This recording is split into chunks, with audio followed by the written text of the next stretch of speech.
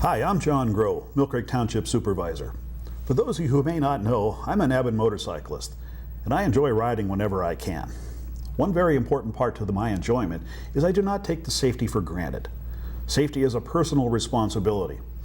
Although the numbers are not available yet for 2016, the following stats are known regarding 2015, and they are staggering. In 2015, 4,976 people died in motorcycle crashes nationwide. Also, 88,000 motorcyclists were injured during that same time period. With those facts stated, it is very important that all of us know how to interact on the road safely, whether we are a car driver or the motorcyclist.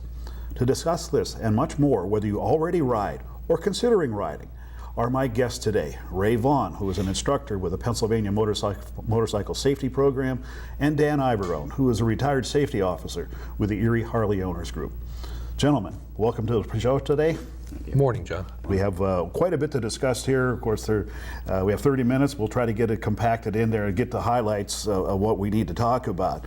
First of all, let me just say this, and I'll give you my own testimonial regarding the safety program that is offered. I highly recommend taking it, whether you're an experienced rider or if you're just learning how to ride. There's nothing wrong with learning new things.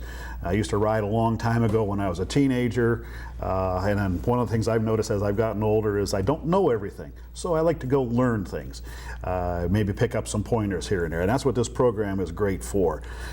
So Dan, or Ray, if you could, tell me a little bit about this, about the motorcycle safety program. You are an instructor, of course, yes, there, yes. And you're one of, what, 50 statewide? No, there's over 400. Over 400 instructors statewide there for that. So tell us a little bit about the program itself and how it came about. So. All right. There's three courses that are set up for two-wheel classes. Okay. And there's one set up for a three-wheel course. Mm-hmm. They're all free to Pennsylvania residents. Right. Okay. The basic rider course is set up and structured for somebody who has never ridden a motorcycle before. Mm-hmm. And it teaches you everything you need to know on how to operate a motorcycle safely. Mm-hmm. There's the BRC2 class, which is for more experienced people or somebody who used to ride before that decided to come back and freshen up, their skills. Mm-hmm. And that course there is 6 hours, and that takes one day. You use your own motorcycle. Mm-hmm. There's the advanced rider course for somebody who is experienced and already licensed that wants to learn more skills. Okay. In riding. Then you have the the three-wheel course. Okay.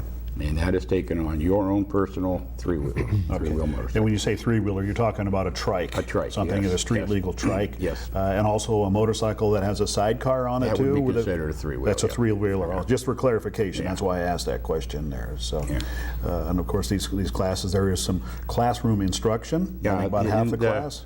The basic rider course for the beginner. Mm-hmm. There is 5 hours in the classroom and 10 hours of riding. Okay. And there will be a knowledge test and a skills test. Mm-hmm. And if you pass that, we stamp your permit and it's legally licensed. Yeah, stamped, so that means we are legally licensed. I remember that's how I obtained my license at that time. Now the BRC2, you can take that with a permit. You have to use your own motorcycle. Mm-hmm. And once we stamp your permit, you're still legal there. But a lot of people would like to come back and take that because it's the next step up for learning new skills for your safety and everything. Right. Okay. Mm-hmm.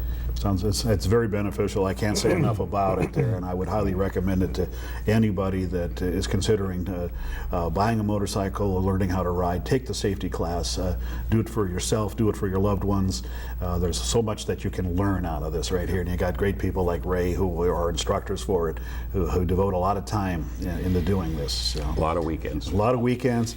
Rotten weather. I mean, just to give you a little witnessing experience when I took my test.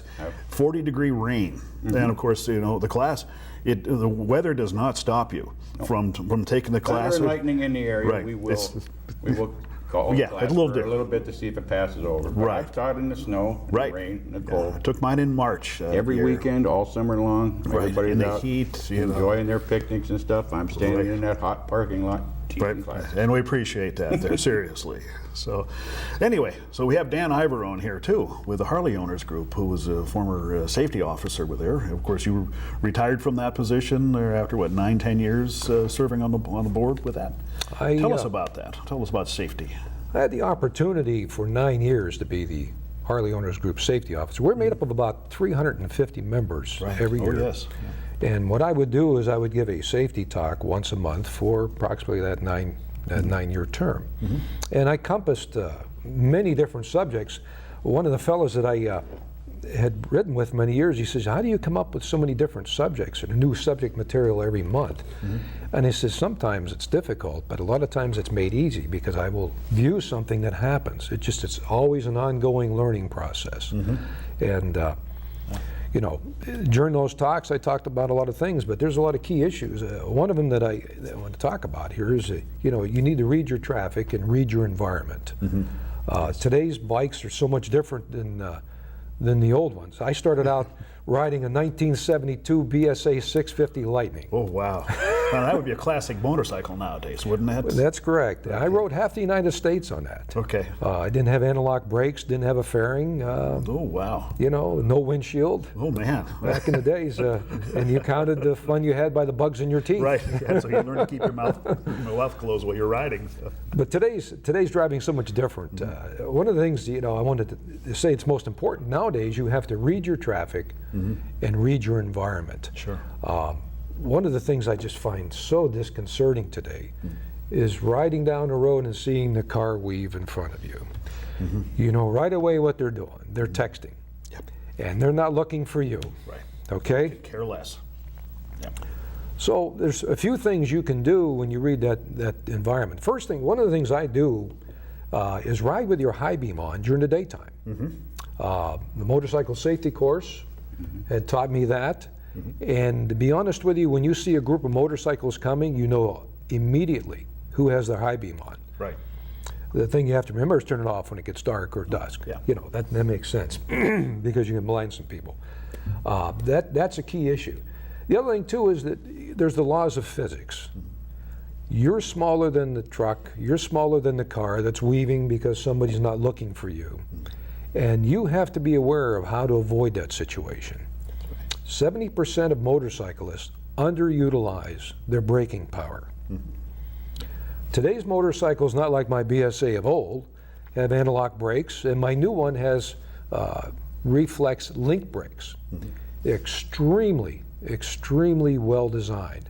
They will stop my bike much quicker than what I had years ago. Right. Yeah, because we're talking back on the BSA, probably drum brakes, front and back. Am I correct on that? Were the drums? Yes, and of course now I have dual disc fronts. Dual disc fronts and single disc on the back, you know, because you need room for the belt drive, you know, more than likely. So. And the difference between 400 and maybe 80 pounds, and I'm close to 1,000 with my dresser. Right. Yeah. You know, when I ride. Right. That's one of the things. The new bikes are heavier, you know, but there's more to them also. They're bigger engines, and I mean, we're talking well over 1,000 cc's for many of the motorcycles nowadays. So. But one of the things the rider safety course teaches you, and we were speaking about that earlier, there's a time to brake, and there's a time to avoid. And Ray, you know, spoke about that very well at, you know, when we were having our breakfast this morning. Yes. Sometimes braking is not always your best out. Yep. Yep. Yeah. Sometimes in an emergency situation, putting your brakes on could be the worst thing you could do. Right. Could put you into a skid. You hear a lot of things about, especially on the media, they say that, well, the motorcyclist laid their bike down. That tells me the rider error, and lack of skills, which skills you learn from taking classes. Sure. Because putting your brakes on and realizing you don't have enough time to stop, if you don't release those brakes to swerve around that obstacle, your bike's going to go down. Right. Yeah, that is so true. So and, if somebody turns into your path of travel, into your right of way, maybe putting your brakes on isn't the best thing to do. Right. The escape route. Yeah, you're always looking for an escape route when you're riding. You're always searching the roads, looking, thinking, what's going to happen? What's that car doing? If there's If you're not sure what a vehicle is going to do, whether they're going to turn in front of you or pull out from a red light or stop sign or driveway, slow down, cover your brakes, don't put them on yet, but just be ready. Right. You know, That always is looking for an escape route to say, what if that person does pull in my way? What am I going to do? Right. Where am I going to go? You always have to be looking around. 360 environment, you have to look and be aware of everything around you. Yeah. So once again, this just emphasizes the importance of taking this class. Motorcycle riding is more than just aiming the bike and shifting gears. There are things like knowing where that escape route is, keeping your eyes open. You know, you got a car in front of you that's weaving back and forth across the lane. They're not paying attention. So these are the things that you learn in the program, is how to handle those matters. So, yeah. So. Anything else we want to talk about, Dan? I know we have a lot to cover here. We got a book, I think it seems like. We can't have the whole safety course in a matter of 30 minutes, but we can do a lot. You know? Well, I've been riding for 45 years plus. Okay. And to Ray's point, talking about education when you ride, I found out that, you know, I talked about my 72 BSA. I talked about riding halfway across the United States on it. I put a lot of miles on. But something happened to me 25 years into my riding career. I was driving, I was on my way down to Gannon one night for a class, and as I was driving along, there was a row of traffic on my right. Well, I didn't realize there was a break in the traffic, and somebody was allowing a person to come out of the country fair there into my lane on the left-hand side. Oh, God. I always wanted to take the class. But I said, you know, I've been riding for 25 years. I know this and that. I'm a safe driver. I'm aware. Well, the resultant accident that I had, the car actually come up in front of me. I had no chance to stop, as I thought at the time. But it was a cool evening, and I was lucky because I had full leathers on, nice leather jacket, and I was wearing my helmet. Okay. So importance of a helmet. Well, I believe in the right to choose, but on that night, make the right choice. it's tough to put a helmet on in the last half a second when you see things unfold in front of you. You can't wish you had a helmet on during that. At that time, the law was still in effect. Right. But anyway, as I decided to hit the brakes, I did everything I could. I T-boned the car right at the driver's door. I exited the motorcycle and landed on the hood, and landed on the lady's windshield with my hands, and my helmet went through her windshield. I said, you know, I think it's about time to see Ray. Of course, Ray wasn't there at the time. And I took the rider safety course, and what I found out is, for the 25 years that I've been riding, I was a lucky guy. I rode wrong for 25 years. The rider safety course taught me that I did not have situational awareness, which they teach you in the class. Right. Okay, I didn't read my traffic. I didn't read my environment. I had a row of cars and somebody was allowing somebody to come out. I should have slowed down and been more prepared to stop. At that time, my motorcycle at the time wasn't equipped with analog brakes. I had locked up both my front and rears. Ooh. Well, yeah, well, hey, when that's what it happens like that. Just like that. And if you're not trained and you don't practice how to stop quickly, the inevitable is going to happen. That's right. So that woke me up. And I can't thank the rider safety course enough for teaching me how to stop, how to be aware of where I was at, and how to control that situation. The best way not to be in that situation is not to be in that situation to begin with. And I have a lot to thank. Yeah. So I took the basic class. I've taken the BRC2, which at that time was called the experience class. And for people that have been riding a long time, it's the advanced riding class. Okay. Our Harley owners group has a lot of, quite a few demographics. And we try to make sure that we do a constant growth in our riding skills, because when we group ride quite a bit. Yes. And your impact on somebody else can be very dramatic. Yeah.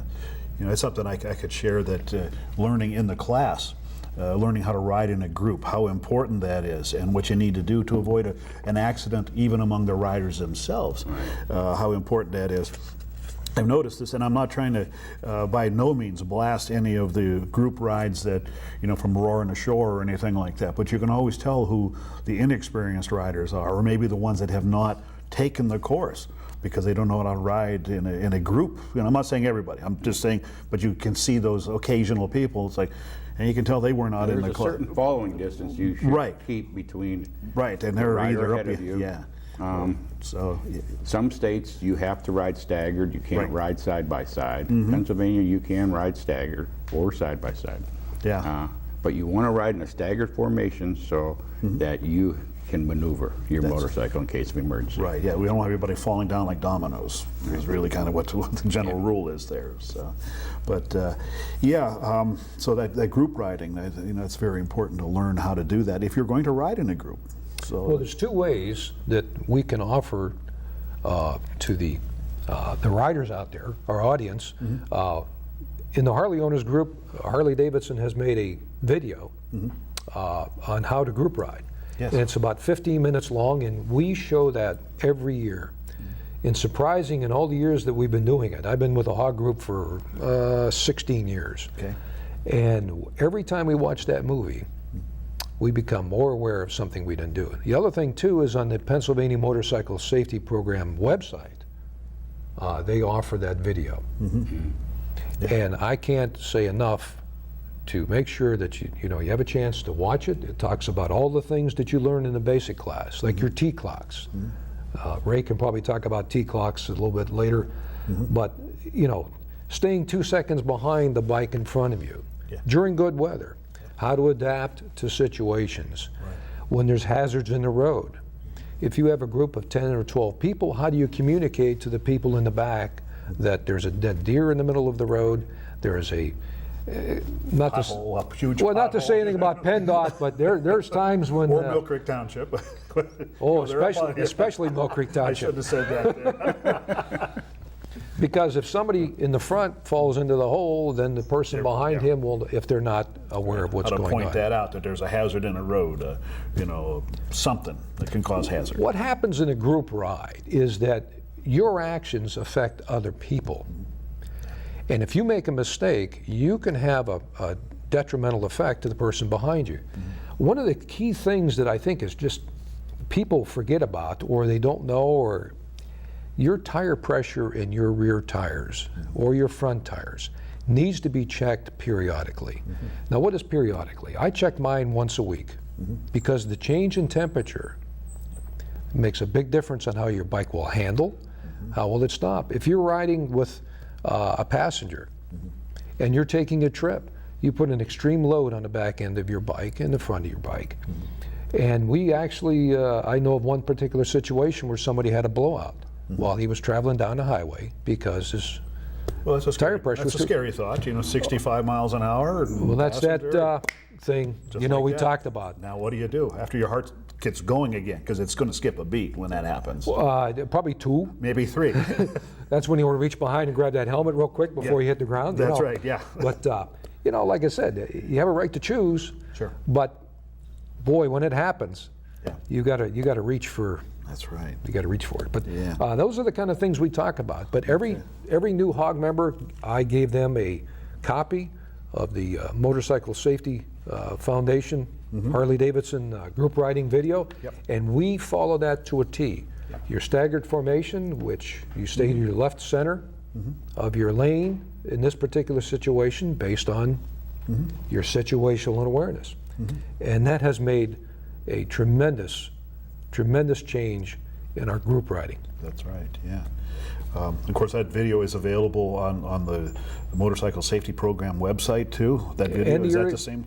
And on the Harley Owners website? Live Free, Ride Alive. Live Free, Ride Alive. In fact, okay. There we go. Of course, there's a lot T-shirt. of information on the livefreeridealive.com. Yeah, let me see if I can put that to the camera there. I don't know if, there we go. There's a little bumper sticker there regarding this, and that's the website there too. Yes. livefreeridealive.com. Yes. I think there's a link on PennDOT. Is that there's a link to it, so it's easy to find there. And the Pennsylvania Motorcycle Safety Program, PAMSP.com. You get information there also. So, Dan, I'd like to get back to increasing visibility, and of course, there's a lot of things that we can do. And both of you chime in here wherever whatever your thoughts are.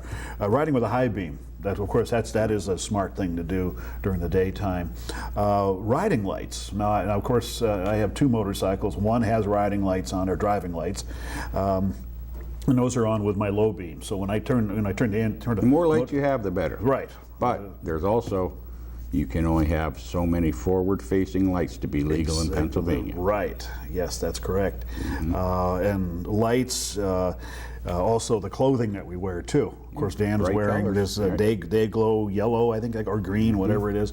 One of the things that I fear, or not actually fear, but something that makes me very aware, is when it's raining outside, making sure my rain gear, of course, and I think everyone's rain gear has reflectivity on it, or the right color. Mine is Especially yellow. when it's raining, it's usually darker. Yeah, visibility is the biggest problem, I think. People have their headlights on, it'll hit that reflective material. Right. And you'll be more visible in the rain. Right. So people can't see in the sunlight. They sure aren't going to see you when it's dark and rainy. Right. So, but one of the things that and this is my view. I'm not sure where you guys stand on it. I'm thinking you would.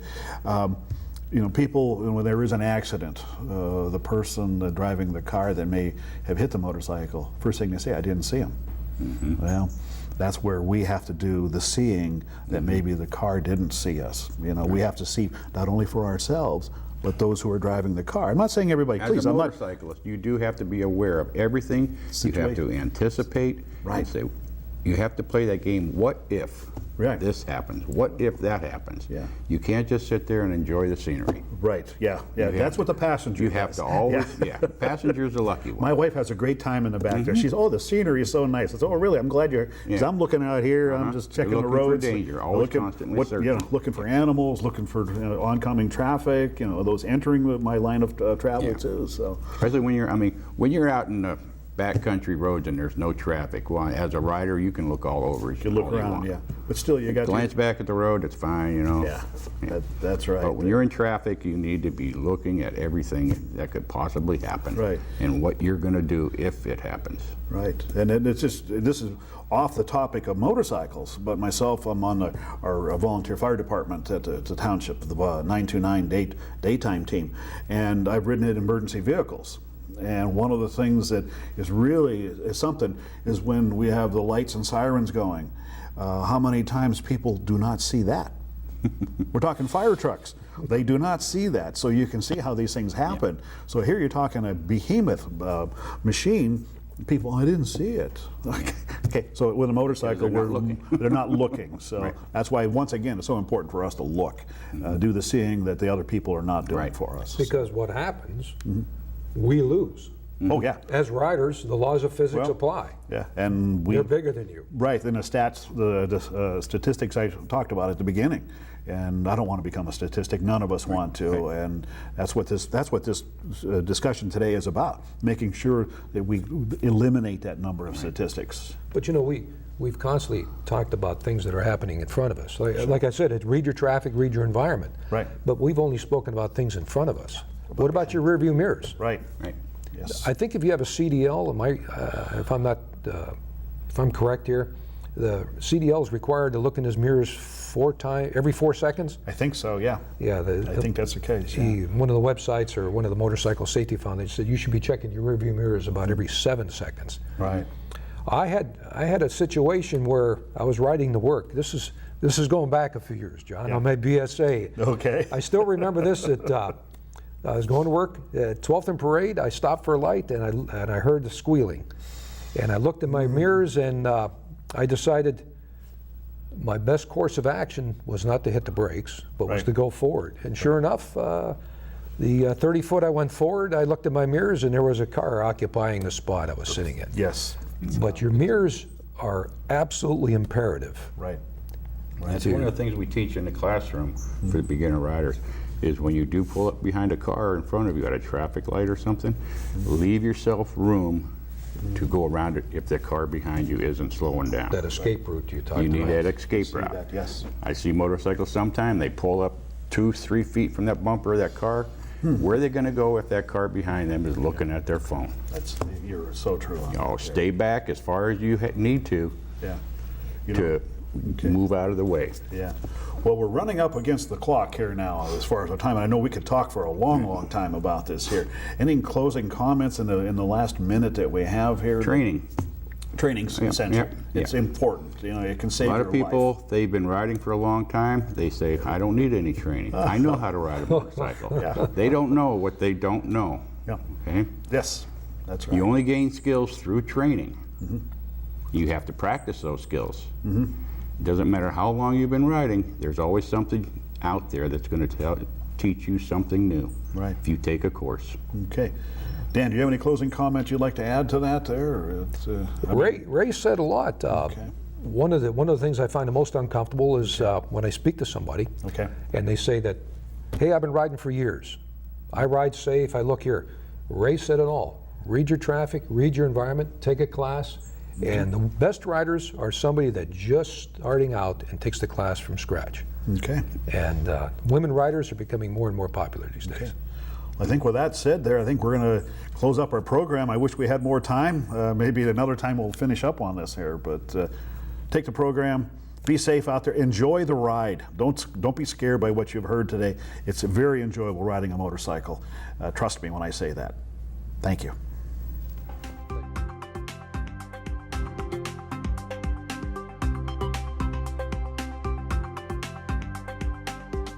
You're watching the Millcreek Government Channel, powered by WQLN Public Media.